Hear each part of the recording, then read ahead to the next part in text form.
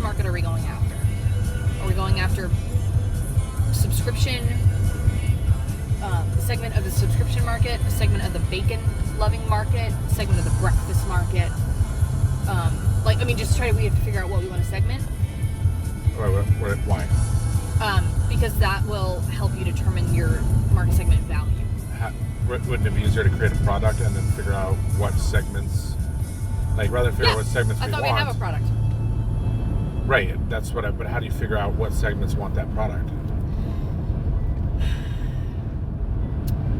You have to figure out what you're... That's making assumptions, which are... Yeah, no, that's kind of it's not super scientific. You've got questions that you have to answer, and you go... So it's your customer, right?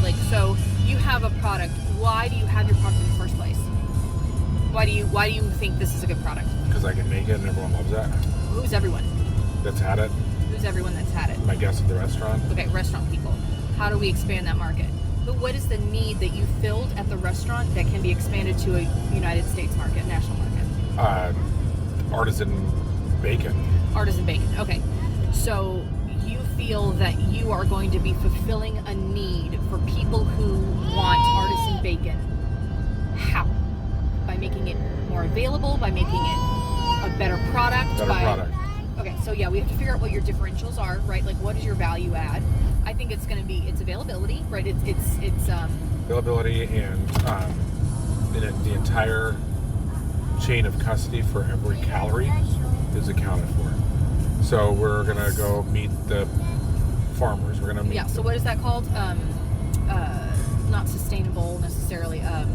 Responsible eating, or whatever. We'll figure out what the term is. I would say blockchain bacon, right? What? Accountability all the way back. But who cares about that? A lot of people. Okay, so that's what I'm saying. We need to define those people by 3 words or less. And we need to figure out then from those people, all the value that you're adding, where do they segment different people or the same people, and then that's your wedge you go after. So understanding what your product is in the first place and what values it adds, and then figuring out if that's is a value that someone in your segment wants or doesn't want. Right. And then produce the best bacon they've ever had in their lifetime. Right. So I think still for the delivery, I think I'll do 2 options. They can get 2 pounds of original, a pound of original, a pound of the monthly, or 2 pounds of monthly. I'm thinking most people will want 1 pound of original and 1 pound of monthly.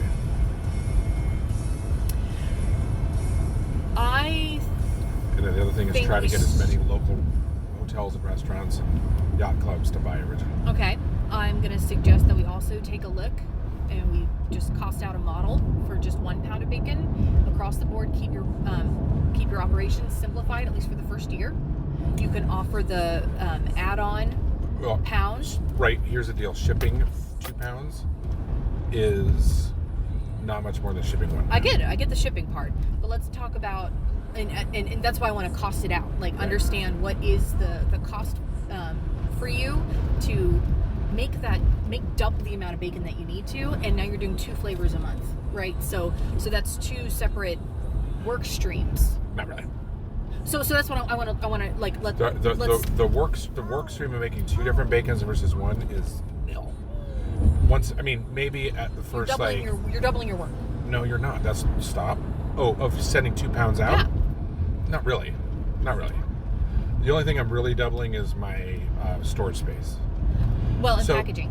That all that part. That's... All right, but yeah, fair enough. Still, and rubbing. It's so expensive to ship that it's not really worth sending 1 pound. We don't know. We don't even know how expensive it is to ship. I've definitely done some research on it, and it's going to be a decent chunk. So let's take a look.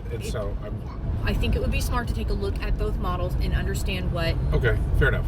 I can tell you, I'm pretty sure I know what it's going to lay out even after looking. And so I'm going to go on that discussion. You can go ahead and we'll look at it together to satiate you. But for purposes of discussion, I think it needs to be 2 pounds. Let's have that discussion there. Sure. And if it changes later, we'll go back to 1 pound. Okay, other things that go into 90% sure you're like... Fine. Other things that go into this decision besides just your costs and resource requirement to double up the amount of bacon that you are sending, is the value add greater? Are you going to get more customers to make that that pound worth it, or would your customer base not change at all?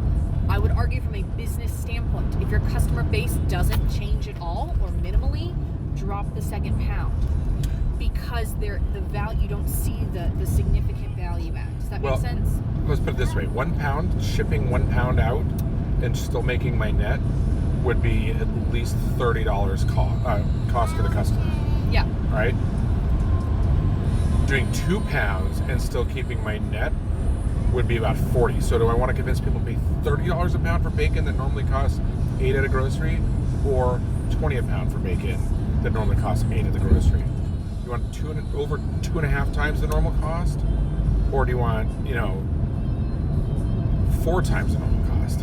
And right, and I'm telling you that depending on how we define the market, the persona in your market, they may not care. We've already seen business models out there. Right, but you're looking at a curve, right?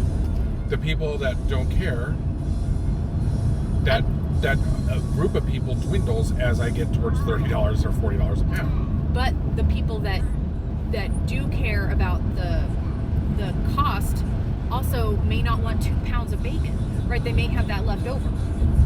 So here's then they do it every other month. Well, okay, so you're gonna have how many different? You can do it monthly. You can do it every other month. We should take a look at that too. That's how every single Bacon of the Month Club is doing it now. And that's going to make your operations complicated. No, it's not. That's first of all, it's going to be an Excel sheet, and every day or every week I'm going to have, I need to kick out this many of this bacon and this many of this bacon this month. Done. What's it matter if they do it every month or every other month or every 3 months? That's all going to filter out. It's going to make it as complicated as taking an hour to figure out an Excel sheet. That's going to be kicked out and says what I need to do. What system are you using? Well, I don't know about that, but you can still figure that. It's not that hard to figure out.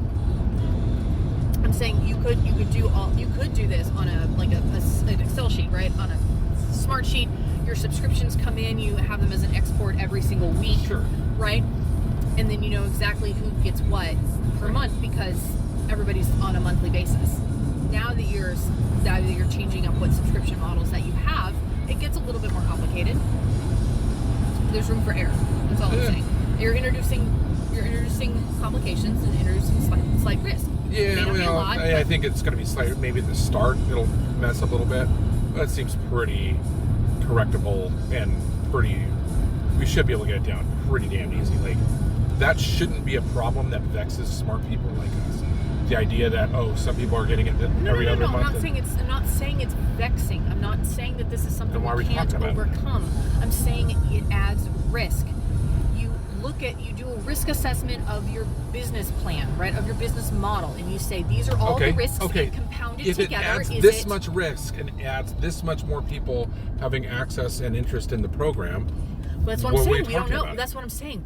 We need to figure out what that adding the extra risk to adding that extra amount. How many more people? That we're talking I get it, Dan. Then why are you talking about it? I am telling. Do you want my help or not? No, I want you to answer my question. I do want your help, but answer the question and quit.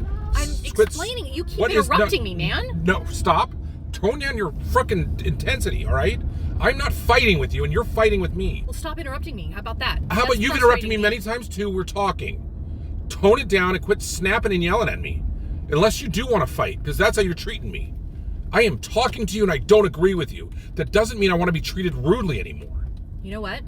I would like to be treated... I would like to not be interrupted, and if you... All right, we're done. You cannot talk to me nicely. I am done. I don't want to be talked to like this. I am telling you what I want. I don't want to be talked to like this. Cool, we're done. I am done. Fine. Good. I'm glad that you feel that way, finally.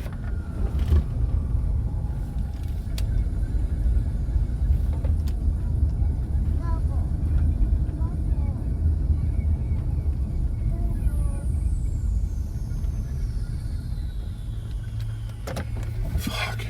Kristen, I was just trying to have a disagreement, but still conversation. God, you turned that up, 8 notches.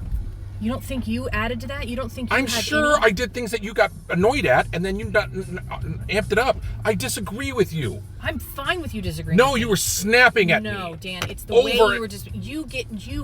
We got in so many fights.